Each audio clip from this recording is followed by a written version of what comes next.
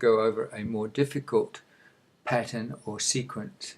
So here we're trying to model the number of lambs born per day during lambing. And as you can see here, on day 1 we've got 4, day 2 we've got 5, day 3 7, day 4 11, 5 19, and 6 35. So again, we want to find out whether we've got a linear, quadratic, or exponential pattern. So we're going to do the first difference. So we've got 1, 2, 4, 8, and 16. So the first difference is not constant. So that tells us we don't have a linear pattern. The second difference would be 1, 2, 4, and 8.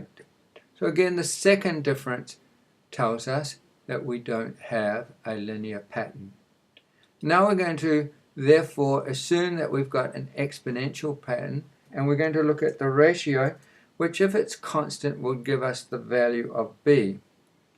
So if I divide 5 by 4, I get 1.25. If I divide 7 by 5, I get 1.40. If I divide 7 by 5, 11 by 7 should I say,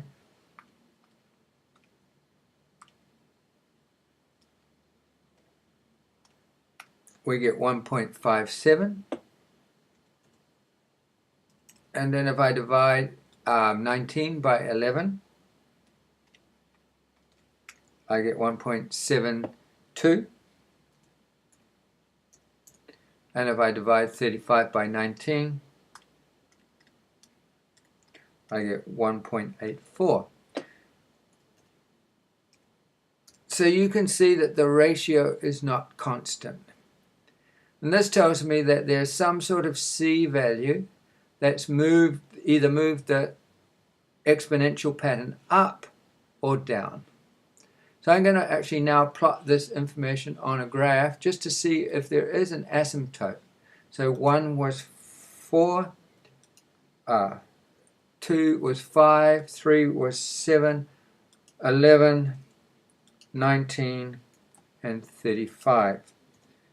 So you can see those points plotted there now, and you can see they're approaching y equals 3. And so that tells me that this exponential has been moved up 3 places from the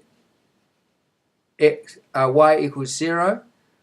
And so the whole exponential function has been translated up by 3.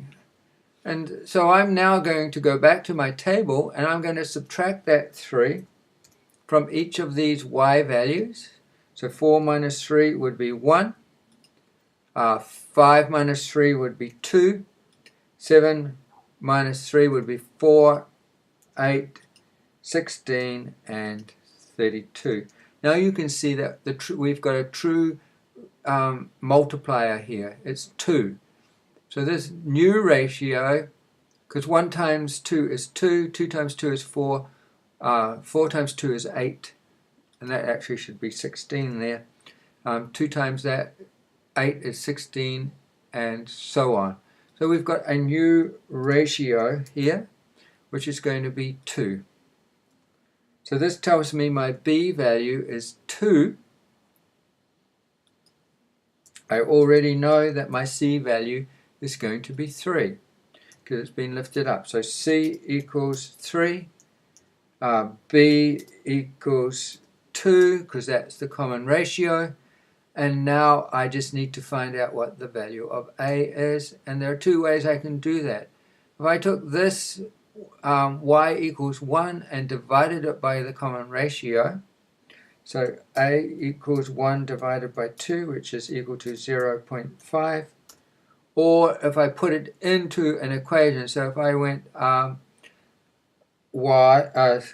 can see that at x equals 5 days, y is 19. So if I went 19 equals a times 2 to the power of 5 minus 3, and solve that. So I'd get 16 equals 32a, and if I divide 16 by 32, I get 0.5, which equals a. So my final equation here is going to be y equals 0.5 times 2 to the power of x plus 3. And we can see that again on the graph. So if I now go back here, you can see that A is 0.5, B is 2, and C is 3. So y equals 0.5 times 2 to the power of x plus 3. So I hope that helps you with more complicated exponential functions.